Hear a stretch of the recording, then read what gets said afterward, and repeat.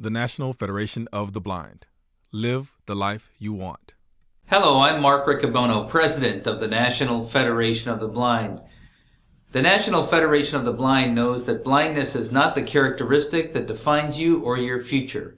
And every day we raise expectations of blind people because we recognize that low expectations create obstacles between blind people and our dreams. By supporting the National Federation of the Blind, you're helping thousands of blind people live the lives they want.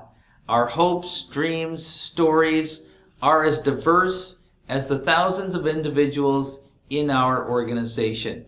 Through this video, we hope that you're inspired by just a few of the stories of blind people who have been impacted by the work of the National Federation of the Blind. Thank you for your support and for helping us live the lives we want. I'm very proud to have served my country, and I want to make certain that all the veterans coming home from Iraq and Afghanistan who have lost or who may lose their vision have the same opportunities that I've been fortunate to receive. The National Federation of the Blind and the National Association of Blind Veterans help to make that a reality. The NFB had given me a family. Not only had I found people on the national level who were my friends, but I had also been connected to a state affiliate full of people who cared, who wanted to see me achieve my dreams.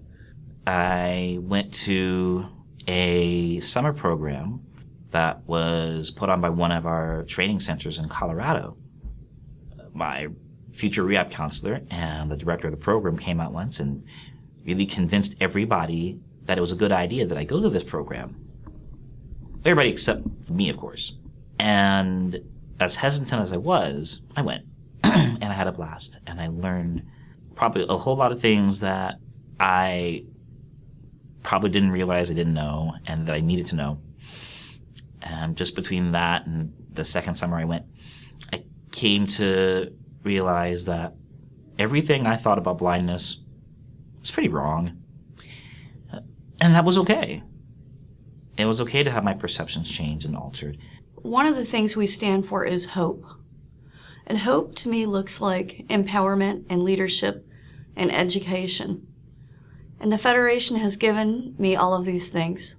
I have a wonderful mentor that has helped me to learn how to lead and to work with other people and to give our chapter members hope and resources so that they can live the life that they want. The Federation has offered me mentorship. I went to college because the National Federation of the Blind was supporting me and encouraged me to go to college. I went to college, and as are most college students, I was pretty poor. So I broke down and I applied for a scholarship from the National Federation of the Blind. And one of the requirements was that I attend the convention in order to receive my scholarship. And I begrudgingly went and figured I would spend this time with a group of blind people and take my money and be on my merry way. And what an amazing experience it was for me. I had never been around successful, productive, competent blind people, and I was surrounded by them. And my whole attitude, not only about blindness, but about my potential as a blind person, I stopped looking at myself as somebody who was visually impaired, who maybe could fake my way through the rest of my adult life, but really felt like I could be a blind person. And I think I'm in the position I am in. I operate 3 Montessori schools and supervise a staff of over 20 people.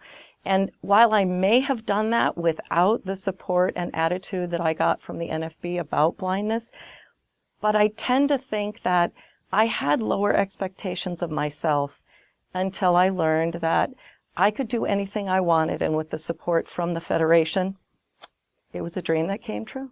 Today I learned how to draw a cube, which is something that someone has never sat down and taken the time with me to learn, and that meant a lot to me. In the summer of 2007, my perceptions and expectations of what a blind person could achieve as a career were absolutely shattered as I attended a STEM academy known as the NFB Youth Slam.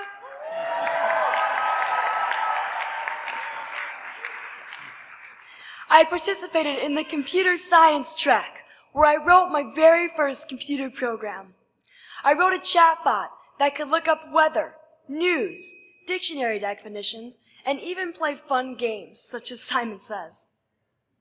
Having instructors such as Jeff Bingham and successful blind independent mentors like Lindsay Yazzolino, who believed in us and our ability to program, was so empowering because it showed me that computer science was a possible career for me. After graduation, I moved to San Francisco to start my career as a software engineer. I now work at Apple, full-time on the accessibility team. I joined the National Federation of the Blind in 1973, but my first convention was in 1975. And until last year was the first convention I attended without my wife, Lori, who died of cancer in April of 2014. And I was her caretaker for the last 3 months. I only mention it because my belief in the Federation and the belief of the Federation in me has helped me manage for this past year. I haven't burned the house down yet. Here at the National Federation of the Blind, I realized Anna doesn't need to be judged, doesn't need to have her future dictated by her level of sight, but by the skills that she has to do the things she wants to do. I also learned that her future is not limited by her lack of vision, only by other people's lack of imagination. Well, luckily, here at the National Federation of the Blind and within our Parents Division, National Organization of Parents of Blind Children, I found people who had great imaginations and were not willing to stifle my daughter. Truly, the National Federation of the Blind and the National Organization of Parents of Blind Children saved our lives. They ensured Anna Catherine's future.